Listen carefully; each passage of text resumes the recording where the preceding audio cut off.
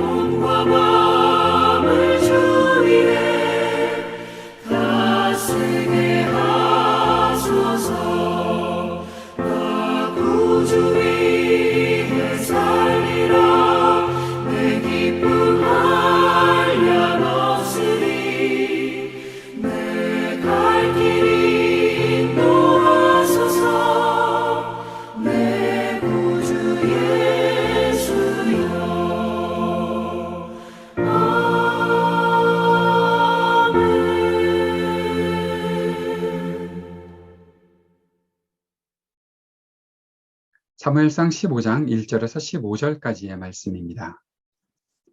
사무엘이 사울에게 이르되 여호와께서 나를 보내어 왕에게 기름을 부어 그의 백성 이스라엘 위에 왕으로 삼으셨은즉 이제 왕은 여호와의 말씀을 들으소서.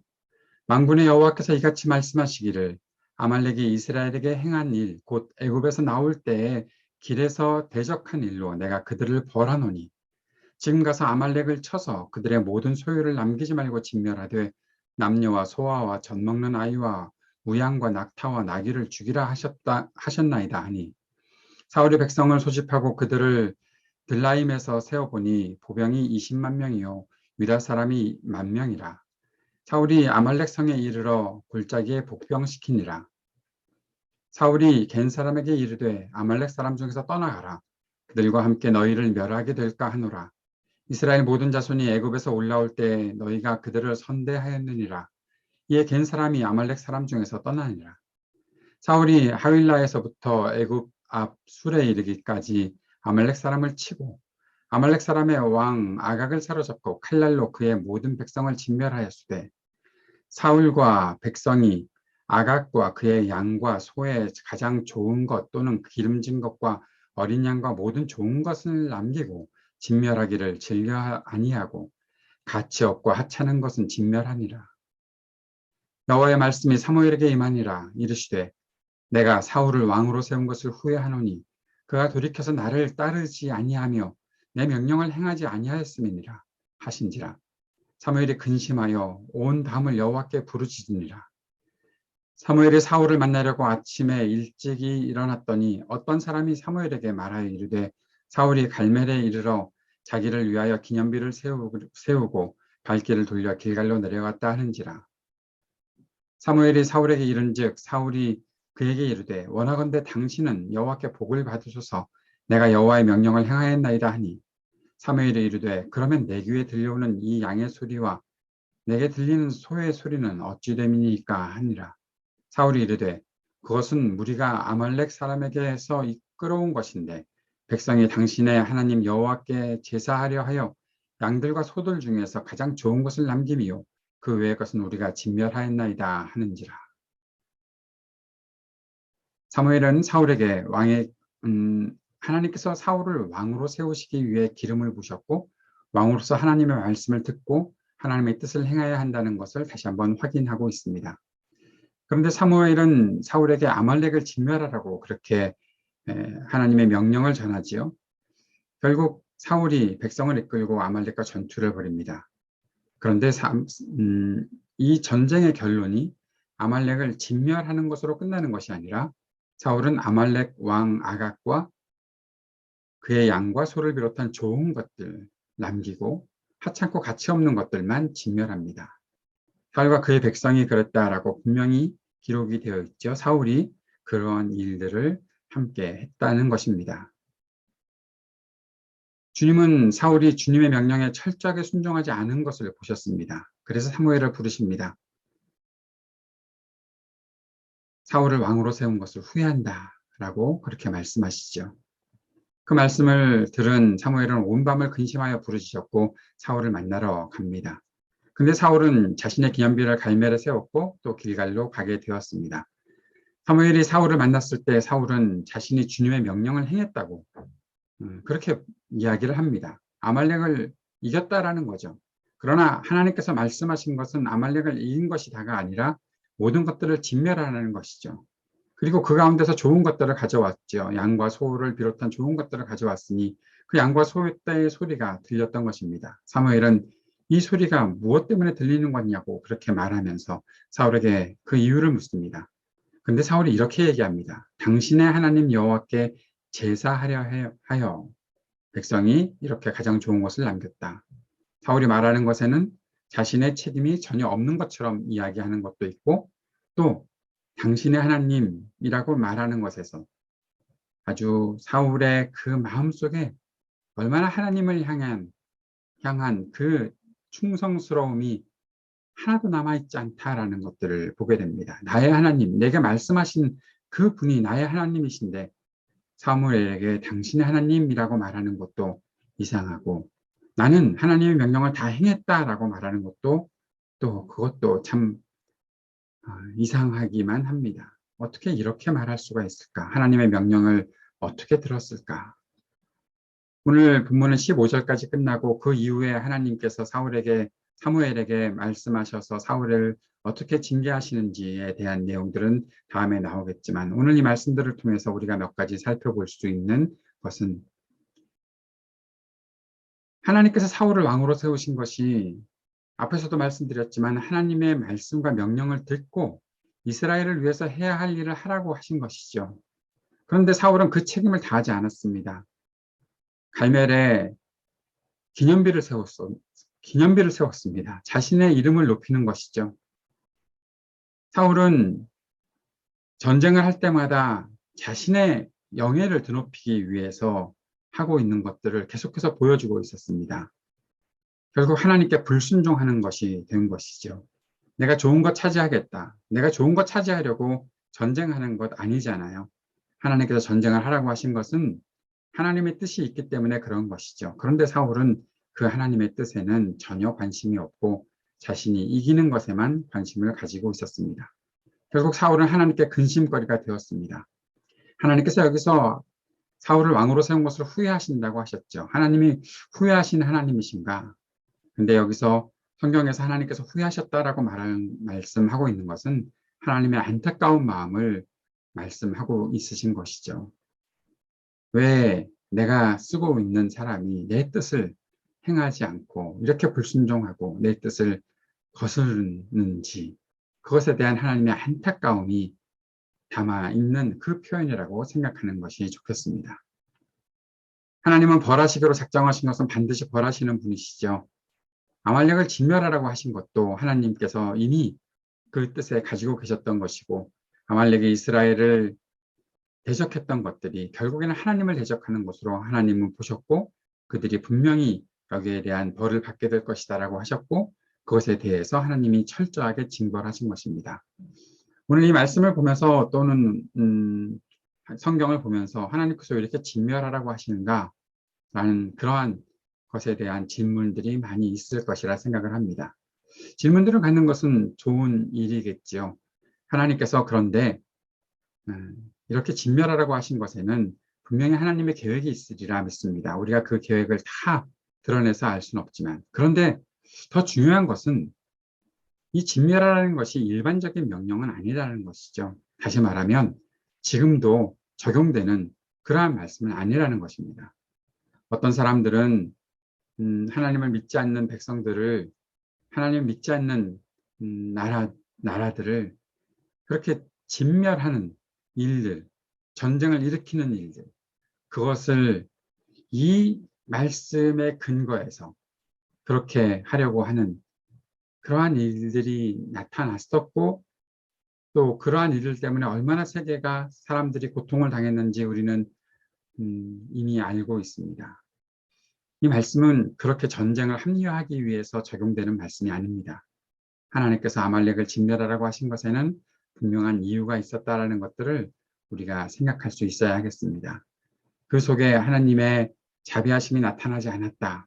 그래서 하나님은 왜, 사랑의 하나님이 왜 이렇게 하시냐라는 그러한 질문에 우리가 더 깊이 고민해 봐야 될 부분들이 있기는 할지라도, 이것이 전쟁을 합리화하거나 기독교인들이, 그리스도인들이 그 이름을 가지고 다른 종교를 가지고 있는 사람들, 그 사람들을 핍박하거나 하는 그런 내용으로, 그러한 적용으로 사용돼서는 안 된다는 것을 분명히 알 수 있어야 합니다. 한 가지 제가 더 생각해 본 것은, 하나님이 이렇게 벌하시기로 작정한 것을 반드시 벌하시는 분이신데 왜 사울은 아직까지도 이렇게 깨닫지 못하고 있는가? 왜 하나님의 뜻에 자꾸만 벗어나는가? 우리가 하나님께서 벌하실 것을 분명히 벌하시는 분이심을 알고 있음에도 불구하고 왜 하나님의 뜻을 온전히 행하지 않고 있는 일에 우리는 왜 이렇게 둔감한가 하는 그런 생각들을 해보게 되는 것이죠. 오늘 함께 기도하면서 주님, 우리가 주님의 말씀에 철저히 순종하며 살 수 있게 해 주십시오. 그것이 우리의 힘으로 다 되지 않는 것임을, 우리의 노력으로 이룰 수 없는 것임을 우리가 우리 연약함을 아오니 주님, 우리를 성령으로 날마다 충만하게 해주셔서 성령께서 우리 안에서 우리가 주님 말씀 온전히 깨닫고 살아갈 수 있게 도와주십시오. 간절히 기도할 수 있었으면 좋겠습니다. 계속 함께 중보하면서 이 땅의 전쟁과 분열이 그치기를, 평화와 화합의 세상에 오게 하시기를, 몸과 마음이 아픈 이들에게 긍휼을 베풀어 주시고 위로하시고 소망이 되어 주시기를, 이 땅의 청년들 긍휼히 여기시고 미래를 열어주시고 용기와 기회를 얻게 하시기를 위해 기도하고, 또 우리 교회를 위해서 함께 기도하는 시간 갖도록 하겠습니다. 같이 기도하겠습니다.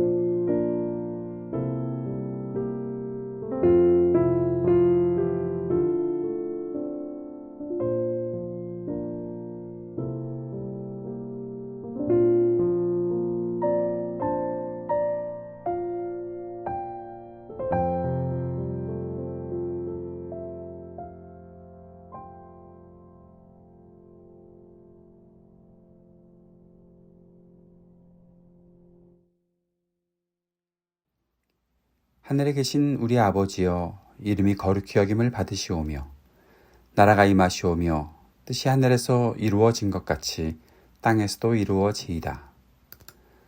오늘 우리에게 일용할 양식을 주시옵고 우리가 우리에게 죄 지은 자를 사하여 준 것 같이 우리의 죄를 사하여 주시옵고 우리를 시험에 들게 하지 마시옵고 다만 악에서 구하시옵소서. 나라와 권세와 영광이 아버지께 영원히 있사옵나이다. 아멘.